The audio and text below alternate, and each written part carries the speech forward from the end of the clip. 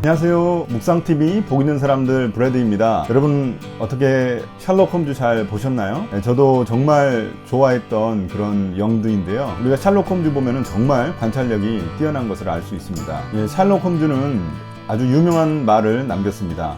그저 보는 것과 관찰하는 것 사이에는 큰 차이가 있다고 말을 했습니다. 우리가 성경을 그냥 읽는 것과 관찰하는 것에는 분명히 차이가 있습니다. 그러나 우리가 묵상이라는 것은 우리가 그냥 읽는 것이 아니라 관찰하는 과정 가운데 일어나는 것이 묵상인 것입니다. 그럼 우리가 성경이 어떤 것인지 먼저 알아야 될 것 같은데요. 이 성경은 한마디로 말해서 하나의 거대한 스토리입니다. 이 하나님의 약속과 또 인간의 반응 사이에서 이 벌어지는 사건들을 기록한 것이 바로 이 성경입니다. 이 성경은 크게 우리가 세 가지 장르로 나눌 수 있습니다.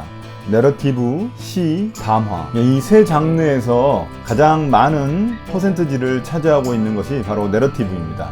이 내러티브는 우리가 시간과 장소가 주어지는 어떤 환경에서 일어나는 사건들을 기록한 것을 우리가 내러티브라고 합니다. 우리가 보통 스토리텔링이라고 알고 있는 것과 유사한데요. 그래서 이 내러티브에는 6가지 요소가 존재하게 됩니다. 우리가 잘 알고 있듯이 OW1H라고 하는데요. 누가, 언제, 어디서, 무엇을, 어떻게, 왜, 이 6가지 요소를 가지고 있습니다. 그래서 우리가 성경을 읽을 때는 이 6가지 요소를 체크하면은 정말 성경을 잘 묵상할 수 있습니다. 우리가 잘 알고 있는 그 유명한 성경 교사였던 하워드 핸드릭스는 이 요소들에 대해서 성경에 감춰진 진리를 낚아채기 위한 6가지 미끼들이라고 표현했습니다. 이 6가지만 잘 파악해도 우리가 묵상을 잘 할 수 있습니다. 한번 예를 들어 보겠습니다. 요한복음 마지막 장인 21장에 나온 이야기입니다. 여기서 이 6가지 요소를 파악해 보겠습니다. 먼저 누가를 보시면 이것은 인물의 말과 행동에 초점을 맞춰서 파악하는 것입니다. 그래서 이 본문에는 몇 명이 등장하는가, 그들은 어떤 말을 했고 또 어떤 행동을 하는가를 주목해서 보는 것입니다. 여기 보면 예수님과 예수님의 제자들이 등장하는데요. 베드로, 도마, 나다나엘, 세베대의 아들들 요한과 야고보죠. 그 다음에 제자들 중 다른 2사람이 등장합니다. 그럼 우리가 좀 궁금해지겠죠. 왜 2사람 이름은 안 넣었을까? 이런 궁금증이 생기게 됩니다. 그리고 우리가 3절, 7절, 11절, 15절 이하를 보시면 계속 베드로가 등장합니다. 그러면은 이 이야기에서 누가 중심 인물인지 우리가 대충 짐작할 수 있습니다. 그 다음에 언제라는 요소를 보시면 이 본문에 시간을 표시하는 단어들이 많이 등장합니다. 먼저 그 후에가 1절에 등장합니다. 그럼 그 후에가 무슨 일 후에 일어난 것인지 우리가 궁금하게 되죠. 그 다음에 3절에 그날 밤이 등장합니다. 그리고 4절에 동틀 무렵이 등장하죠. 5절에는 그때가 있고 또 14절에는 3번째 나타나셨다라는 말이 표현되어 있습니다. 그리고 15절 마지막에 아침을 먹은 뒤에라고 말을 하고 있습니다. 그러면 그 다음에 어디서를 한번 볼까요? 장소는 1절 디베랴 호수라고 말을 하고 있습니다.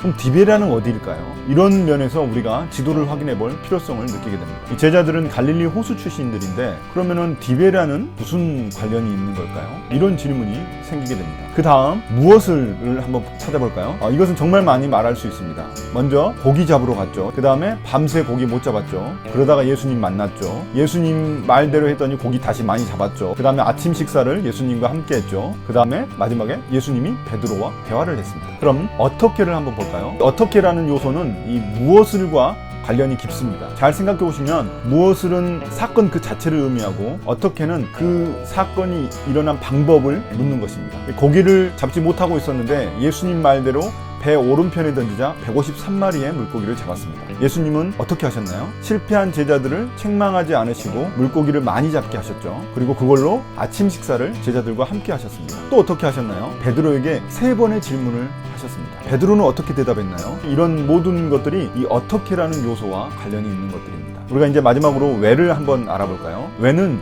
정말 많이 물어볼 수 있는데요. 우리가 이해가 안 되는 모든 것들을 이 왜라는 질문으로 물어볼 수 있습니다. 왜 제자들은 물고기 잡으러 갔을까? 왜 제자들은 프로 낚시꾼인 어부이면서 물고기를 한 마리도 못 잡았을까? 왜 예수님은 십자가 사건 때 다 도망간 그 제자들을 책망하지 않으셨을까? 왜 예수님은 아침 식사를 제자들과 함께 하셨을까? 왜 베드로에게 똑같은 질문을 3번씩이나 던지셨을까? 왜 이 사건이 요한복음 마지막 장에 기록되었을까? 우리가 수없이 많은 질문들을 던져볼 수가 있습니다. 지금까지 우리가 성경 관찰을 도와주는 6가지 육합 원칙에 대해서 알아봤습니다. 우리가 셜록 홈즈처럼 그렇게 성경을 잘 관찰할 수만 있다면 우리의 묵상이 훨씬 더 풍성해지리라고 믿습니다. 지금까지 시청해 주셔서 감사합니다. 다음 시간에 또 뵙겠습니다.